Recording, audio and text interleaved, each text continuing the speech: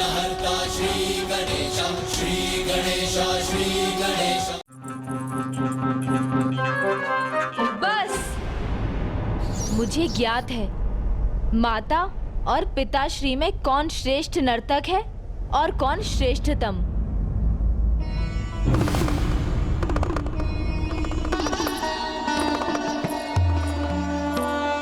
प्रणाम पिताश्री। प्रणाम माता। अच्छा पुत्र, मैं भी तो सुनूं। तुम्हारे अनुसार कौन सर्वश्रेष्ठ है? ये किस दुविधा में उलझ गया मैं। अब माँ और पिताश्री सामने हैं। मैं किसे श्रेष्ठ कहूँ और किसे श्रेष्ठतम? कहो गणेश, संकोच कदापि मत करो। तुम्हारी माँ को कदापि बुरा नहीं लगेगा। हाँ पुत्र, सत्य अप्रिय हो तो भी तुम्हारे पिताश्री को कदापि बुरा नहीं लगेगा। अब तुम्हें हमें ये सत्य बताना है कि हम दोनों में से कौन सर्वश्रेष्ठ नर्तक है, मैं या तुम्हारे पिताश्री? हाँ गणेश, स्पष्ट कहो, निसंकोच कहो। मैं कुछ ऐसा ना कह दूं जिससे माँ और पिताश्री क्रोधित हो जाएं। मुझे कुछ युक्ति सोचनी होगी।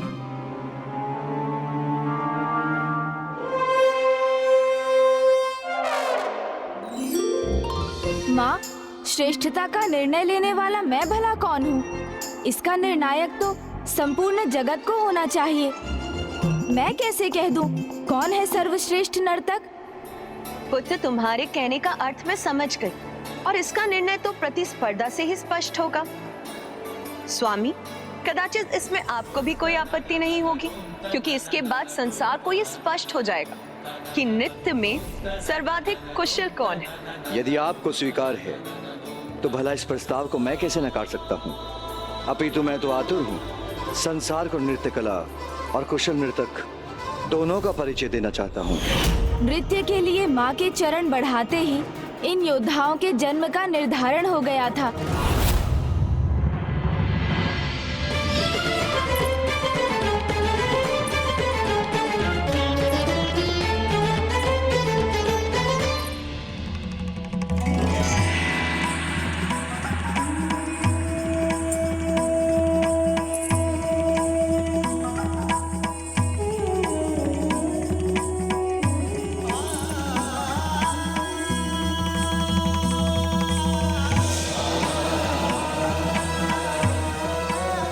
पार्वती की प्रभु महादेव की जय। माता पार्वती की जय। माता पार्वती की जय। फिर वो नृत्य आरंभ हुआ। इस नृत्य में पिताश्री शिव शंकर के डमरू के नाद के श्रवण से ऋषि पाणिनि को महेंद्र सूत्र नाम की 14 ध्वनियों की रचना की प्रेरणा प्राप्त हुई, जो संस्कृत व्याकरण का आधार बने। धा धा धा तिन तिन तिन धा धा धा तिन तिन तिन धा धा ति धा धा धा तिन तिन तिन गे गे गे दिन न धा गे गे गे दिन न धा गे गे गे दिन न धा।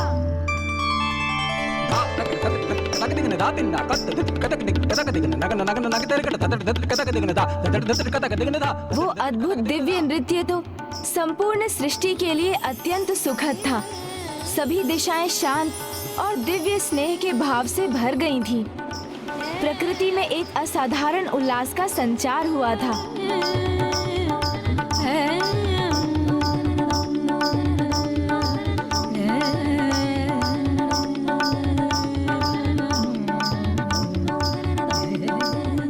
और फिर ऐसा प्रतीत होने लगा जैसे माँ और पिताश्री दो नहीं, एक ही हैं।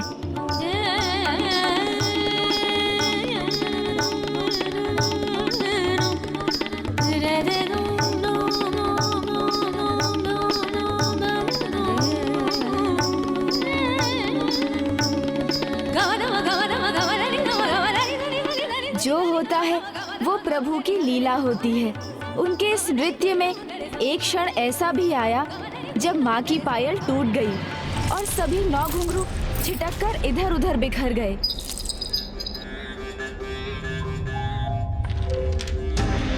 उन दिव्य घुंघरुओं का भी एक विशेष प्रयोजन था। वो बिखरते ही विशाल आकार धारण करने लगे और उन्होंने 9 सुंदर स्त्रियों का रूप धारण किया।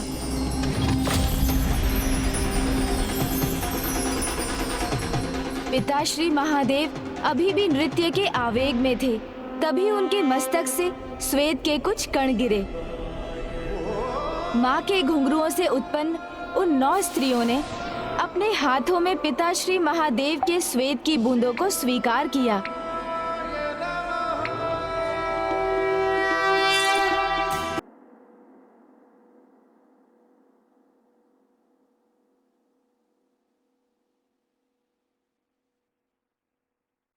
इस दिव्य घटना के उपरांत उन सभी 9 देवियों ने गर्भ धारण कर लिया, किंतु अभी किसी भी अन्य को इसका कोई भान नहीं था।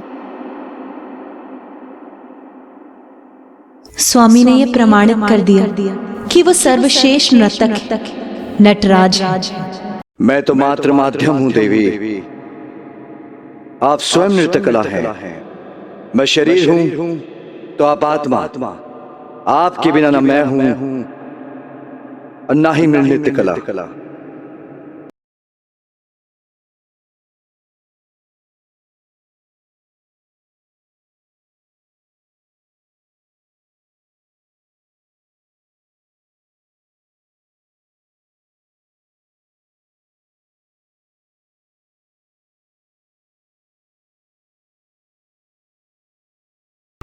माँ ने सर्वथा उचित ही कहा था।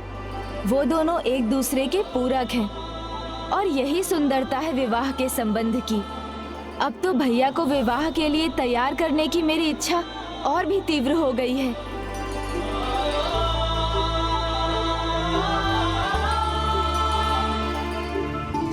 गणेश, क्या हुआ? किस विचार में डूब गए हो तुम? अब आगे क्या हुआ वो बताओ। आगे ये हुआ कि जब माँ की दृष्टि उन स्त्रियों पर पड़ी तो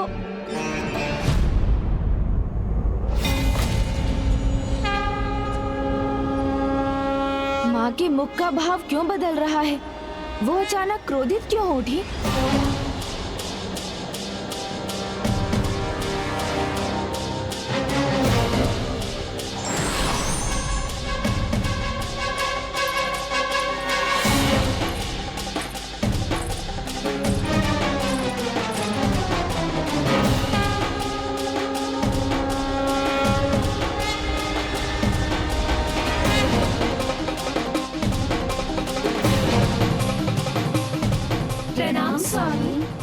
स्वामी,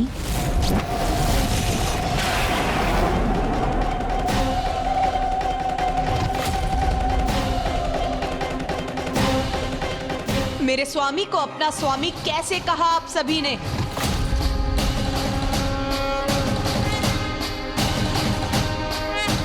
प्रभु महादेव ही हमारे स्वामी हैं। अभी कुछ ही क्षण पहले उन्हें देखते देखते ही हमारा जन्म हुआ।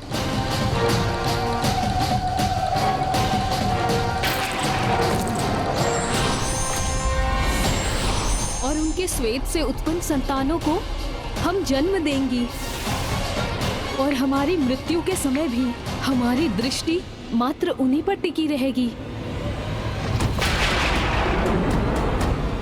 यदि आप मेरे स्वामी महादेव से परिचित हैं, तो उनकी शक्ति से भी अवश्य परिचित होंगी। और ये सब जानते हुए भी अपनी मर्यादा का उल्लंघन किया है तुमने, अपनी सीमा को लांघा है। किसी अन्य के स्वामी से संतान की इच्छा रखना सर्वथा अनुचित है। और इस पाप के दंड स्वरूप मैं तुम सभी को श्राप देती हूँ। और इस पाप के दंड स्वरूप मैं तुम सभी को श्राप देती हूँ। इस पाप के दंड स्वरूप मैं तुम सभी को श्राप देती हूँ कि तुम्हें कैलाश में कभी शरण नहीं प्राप्त होगी और ना ही तुम अपनी इन संतानों को जन्म दे सकोगे। और इन्हें ऐसे ही गर्भ में धारण कर तुम्हें कैलाश से दूर रहना होगा। माँ ने उन 9 देवियों को इतना कठोर दंड दे दिया। मन, बुद्धि, कृति, इन तीनों का शुद्धिकरण ही प्रायश्चित है। उनका प्रायश्चित तो अनिवार्य था, किंतु ये तो माता की लीला भी थी, क्योंकि उन्हें ये भली भांति ज्ञात था कि उन 9 देवियों के पुत्रों की आवश्यकता संसार को कब होने जा रही थी। कैलाश से जाने पर सभी नव देवियों ने अपनी भूल को समझकर गौरी शंकराय नमः का जाप आरंभ कर दिया और फिर उनकी वर्षों की तपस्या, आराधना और विनती के फल स्वरूप उन्हें माँ और पिताश्री के दर्शन का सौभाग्य प्राप्त हुआ।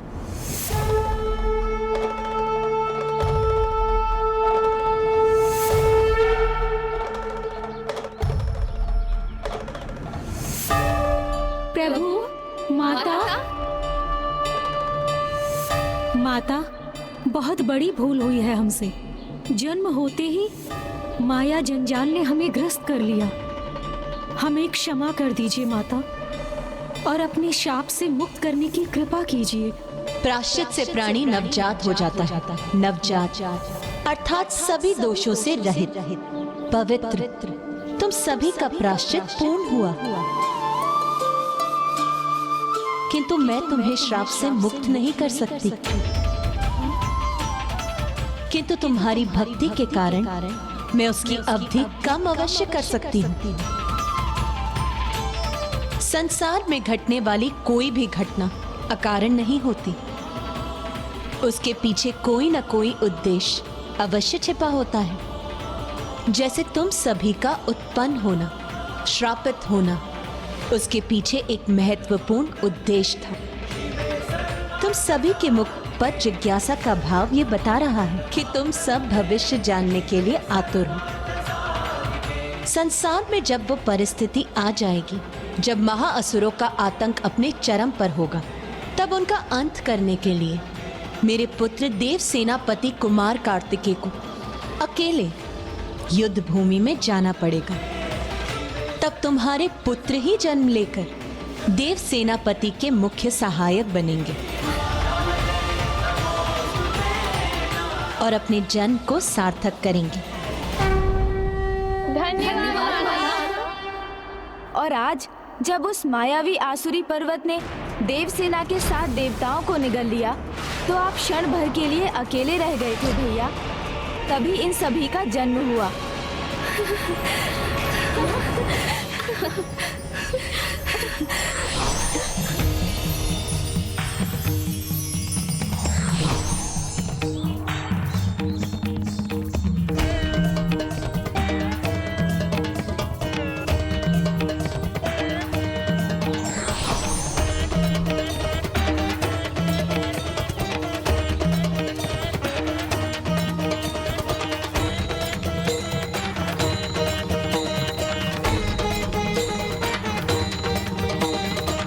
प्रणाम प्रभु गौरी शंकर।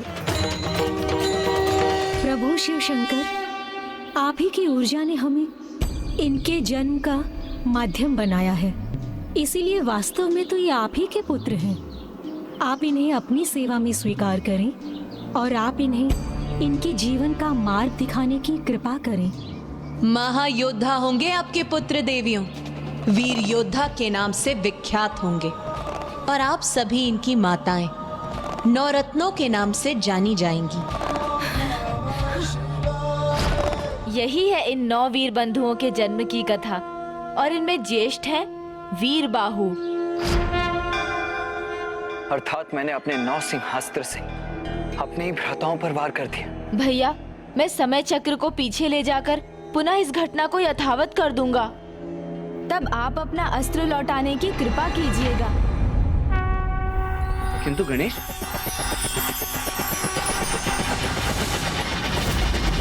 लीजिए भैया, मैं समय को पीछे ले जा चुका हूँ। अब आप यथाशीघ्र अपने 9 सिंहास्त्र को लौटा लीजिए। अनुज गणेश, न मेरे अस्त्रों को लौटाया जा सकता है, न ही उन्हें रोका जा सकता है।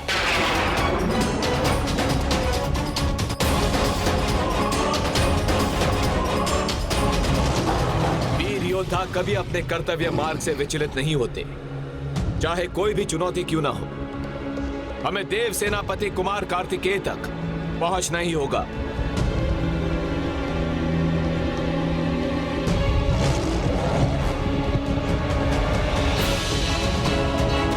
एक ऐसा अनर्थ हो रहा है, मेरा अस्त्र कभी विफल नहीं होता।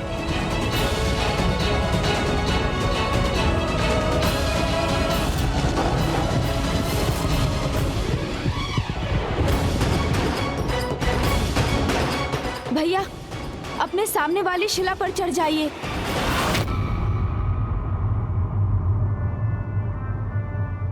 क्यों कर? शीघ्रता कीजिए भैया। मेरा विश्वास कीजिए भैया।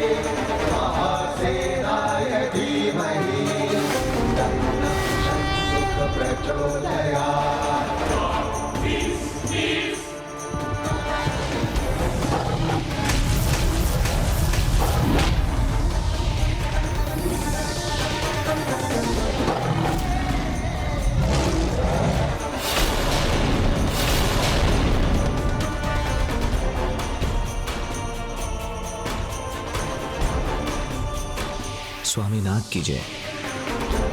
मेरे सिंहास्त्र ने इन पर कोई आघात नहीं किया, ये कैसे हुआ? ये नौ योद्धा कौन है?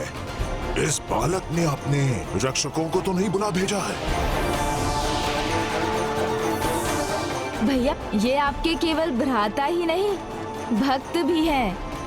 और भक्त की शक्ति प्रभु के अस्त्र को भी उनके आशीर्वाद में बदल देती है। किंतु गणेश, मेरे इस अस्त्र को लौटाया नहीं जा सकता। यदि उस पर प्रत्युत्तर में प्रहार नहीं किया गया तो मेरा अस्त्र कदापि रुकेगा नहीं, और मेरे भक्त मेरे अस्त्र पर प्रहार कदापि नहीं करेंगे। तो ऐसे में हमारे पास क्या उपाय शेष रहता है? भैया, आप अपने इन वीर योद्धाओं को आदेश दीजिए कि वो इस नव से अस्त्र को शत्रु सेना की ओर मोड़ दें। उचित है अनुज। हे वीर योद्धाओं, अपने सामने इस अस्त्र का सामना करो और उसे शत्रु सेना की ओर मोड़ दो।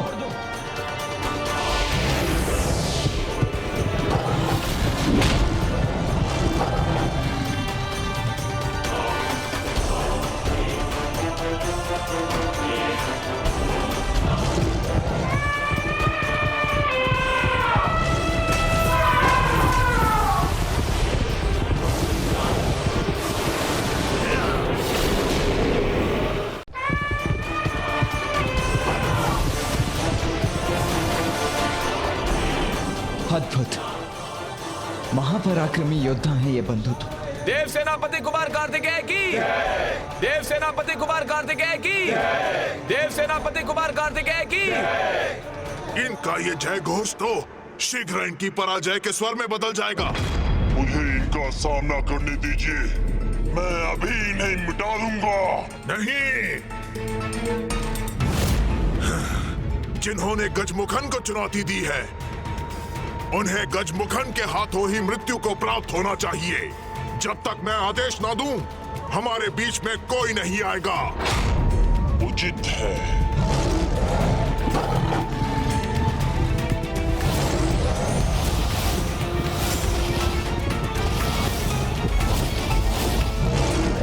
गजमुखन को भयभीत कर सके ना ऐसी कोई माया है, ना ऐसी कोई शक्ति, और ना ही कोई अस्त्र।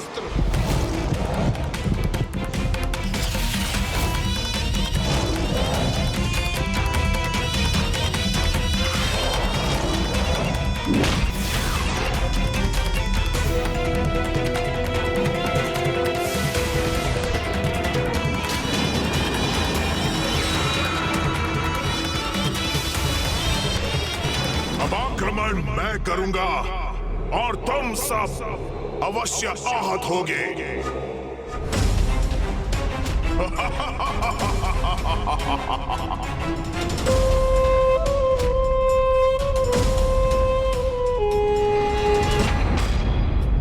हमारा पहला प्रहार विफल हो गया। नहीं नहीं वीर बंधु, निराश होने का कोई कारण ही नहीं है। अभी तो मात्र एक अस्त्र विफल हुआ है, परास्त नहीं हुए हैं अभी हम। और देखिए तो, असुरों की समस्त सेना नष्ट हो चुकी है। कहीं ना कहीं ये हमारी विजय ही है। आपने सत्य कहा। हम पुनः प्रयास करेंगे और शीघ्र ही इस असुर को हम आपके चरणों में गिरा देंगे स्वामीनाथ। वीर बंधु, आप सभी के पराक्रम और सामर्थ्य से मैं अत्यंत प्रभावित हुआ, इसीलिए आप सभी को मैं अपनी देव सेना के सेनापतियों के रूप में नियुक्त करता हूं। और वीर भाव, आप मेरे प्रमुख सेनापति होंगे।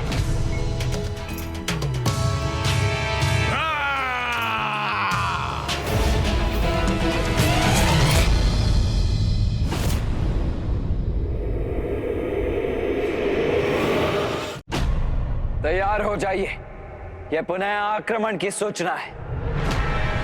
सूचना है, किंतु आक्रमण की नहीं, तुम्हारी मृत्यु की।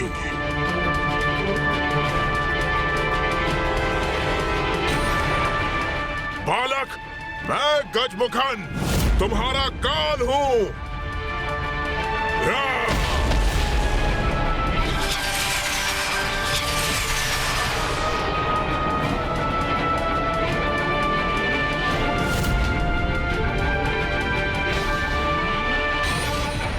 युद्ध के लिए आतुर हो रहा है, तभी इसने यहाँ युद्ध भूमि का निर्माण कर दिया है। अब कोई तुम्हारी रक्षा नहीं कर सकता।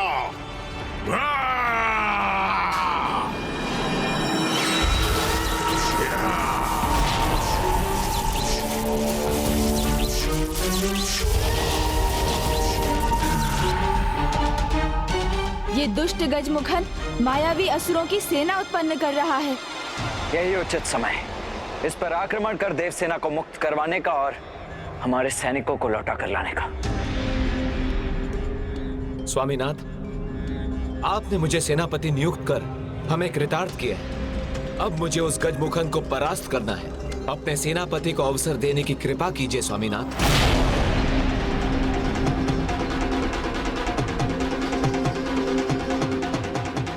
हम अपने सामर्थ्य से इसे परास्त कर अपनी योग्यता प्रमाणित करने के इच्छुक हैं। हम पर विश्वास कीजिए स्वामीनाथ।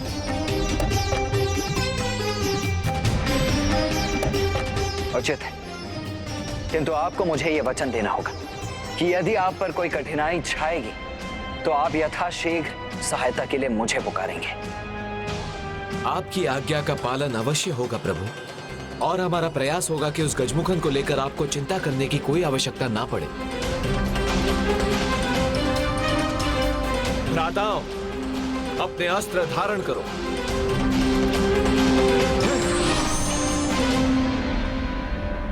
हमें प्रभु के विश्वास का मान रखना है। उस दुष्ट गजमुखन को पराजित करना है।